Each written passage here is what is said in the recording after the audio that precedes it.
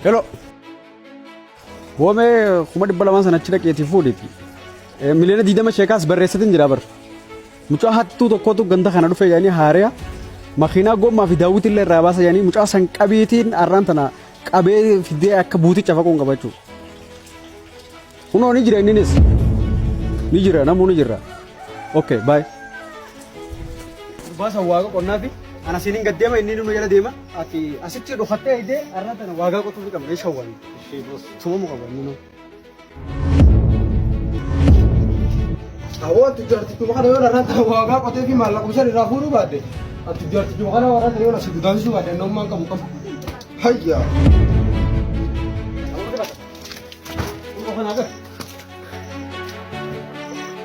Oh, arrumana di saya anak kena sini. Ayah, yo kena sini. Wani kabuku tu sini kan nanti. Ya aku sini kan nanti sa. Atina tu di situ. Jiran nak jalan sana nama tak kofa itu ilah amman tanah. Itu tak kofa oleh dia. Ayah bos, wallahi tinde bukan.